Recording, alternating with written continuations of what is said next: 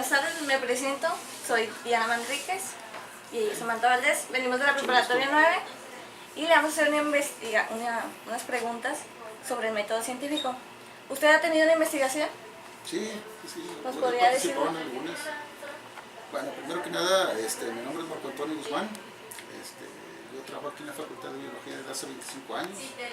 Primero como técnico, luego como investigador, después como maestro investigador. Ahorita soy profesor e investigador.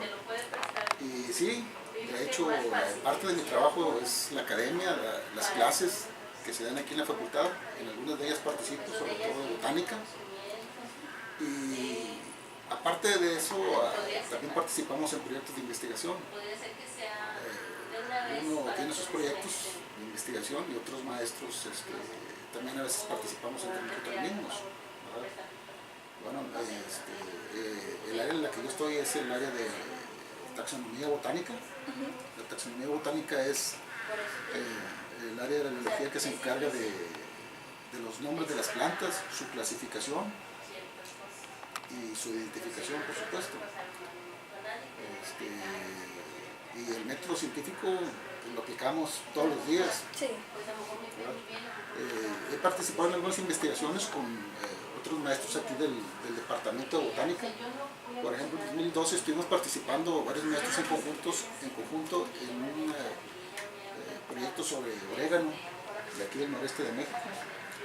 Y la intención de este proyecto fue conocer cuáles son las diferentes especies de orégano que se manejan o que se conocen aquí en la región. Y para ello tuvimos que solicitar un proyecto para tener apoyos, para poder salir al campo, llevar estudiantes.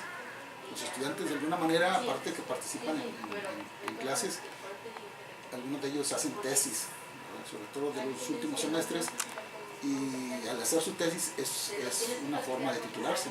Hay otras opciones de titulación, pero la tradicional desde hace años que se fundó la escuela es elaborar un documento científico que se le conoce como tesis y que la realizan los estudiantes una vez que egresan de la escuela. He participado en otros proyectos, por ejemplo sobre mezquite. En el 2009 estuve trabajando con otros maestros para conocer los mezquites, las diferentes especies que hay de mezquite en el estado de Nuevo León, y también conocer sus poblaciones, cómo se encuentran. ¿Y usted ha tenido algún problema al hacer sus investigaciones, que se le dificulte algo en el proceso de la experimentación? Siempre todo uno lo planea, ¿verdad? Plantea sus hipótesis de qué va a encontrar, si lo que uno piensa que va a encontrar al final de la investigación sucede que es así o si es diferente. Y los problemas siempre están presentes. De alguna manera, a veces el problema puede tener varias facetas. A veces uno está trabajando y a veces no hay estudiantes para que le apoyen en esos proyectos. Y eso, para empezar, es un problema. Porque tiene uno que tener gente que le ayude. Porque aparte, como le digo, están las clases, está la investigación, participación con otros maestros, y como que todo se junta y de repente, pues, a veces el vehículo, ese es un problema también, aunque no parezca, aunque no lo relacionemos ahorita con la metodología, a veces ese es un problema. Buscar las especies que nosotros tratamos de encontrar también a veces es un problema. Por ejemplo, estuvimos trabajando aquí por la Sierra de Bustamante y se supone que ahí había poblaciones de orégano reportadas de hace tiempo, y uno va y no las encuentra. O para ingresar a esos sitios a veces es muy pesado, hay que subir un cerro, ¿verdad? Pero sin camino, dando cuenta que a veces hay veredas y uno va por ellas, ¿verdad? Y a veces también hay problemas cuando uno plantea el experimento, y a veces puede ser, por ejemplo, poner a germinar unas semillas.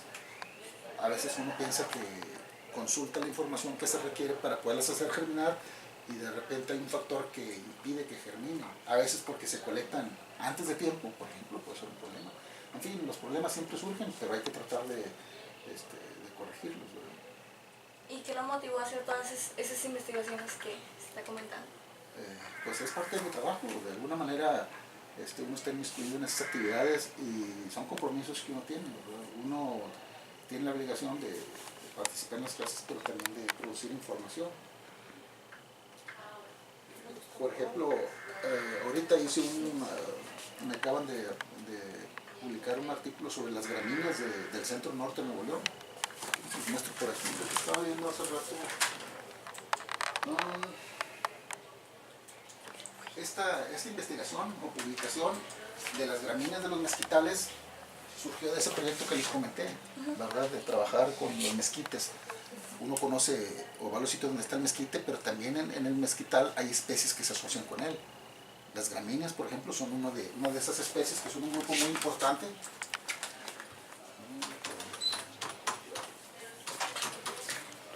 Y una vez que uno obtiene sus resultados de esas investigaciones, trata de difundirlas, hacer la difusión de sus resultados de investigación. Digamos, la parte final de todo esto. Y a uno se le conoce por lo que hace. Y una forma de que lo conozcan de lo que uno hace es publicando. Aquí lo estoy esperando que entre al sitio donde está el número de la revista. Por ejemplo, este es del 2016, el número que salió de la revista del Instituto Politécnico Nacional, se llama Polibotánica, que trata todos los temas de botánica. Es una revista indexada, una revista nacional, que se proyecta a través de diferentes plataformas y se da a conocer en la red a nivel mundial. Pues, por ejemplo, este es el artículo que les comento, se llama Gramíneas de los mezquitales del centro norte de Nuevo León, y en ese documento se recopila todo lo que encontré yo sobre las gramíneas, ¿verdad? Aquí, por ejemplo, tenemos un mapa con las regiones, ¿verdad?, que hay, o los territorios que tiene Nuevo León, y por aquí incluye otro mapa en donde se incluyen los puntos de visita, de colecta y de reconocimiento de esas especies que son pastos o zacates. Entonces mi trabajo fue en la unión de estas tres zonas, una es en la Sierra Madre, otra es más al norte y otra en la parte central. Donde se unían esas tres zonas, me di la tarea de tratar de ver qué especies había, ¿verdad? Y una vez que se colecta, se identifican, que es la parte más importante de la que yo participo, se identifican y se procesa la información para saber cuántos individuos hay de cada especie, cómo están las poblaciones, en fin. ¿Y qué experimento realizó para comprobar su hipótesis? Bueno, hay diferentes clases de experimentos, ¿verdad? O diferentes metodologías para obtener la información. Algunas son de laboratorio, ¿verdad? En este caso, las metodologías que utilizo yo son más de campo. Básicamente en los laboratorios se plantean algunas hipótesis de lo que se va a encontrar, y en otros casos uno supone, de acuerdo a lo que uno plantea. En este caso no se manejó una hipótesis de trabajo como tal. Los objetivos fueron diferentes, ¿verdad? La hipótesis uno la supone. En el caso de la revista no me la pidieron para hacer esto, pero la hipótesis es que, por ejemplo, si estamos trabajando en tres zonas diferentes, debemos pensar que una de ellas es la que tiene, o suponemos que es la que tiene mayor cantidad de especies. Hay dos hipótesis que se manejan siempre en una investigación. La hipótesis nula, en la que decimos que, si yo analicé esta información, quiero decir que los sitios de las tres regiones que yo visité son iguales y no difieren en el número de especies. Esa siempre es la premisa o la hipótesis nula. Y la hipótesis alternativa es que alguno de esos sitios es el que tiene más especies porque está cerca de la sierra, porque es una zona de pastizales naturales, en fin, ¿verdad? No se planteó la hipótesis, pero obviamente que no utilizamos la hipótesis nula, pero sí supone yo que iba a haber la región que estaba más cerca de la sierra era la que iba a tener más especies de pastos, ¿verdad? Porque se hicieron en la parte de la base de unión de las sierras y en la parte donde confluyen también áreas o regiones desérticas, ¿verdad? Y esas zonas son muy ricas en pastos. esa pudo haber sido la hipótesis, pero bueno, en este caso no la planteamos, ¿verdad?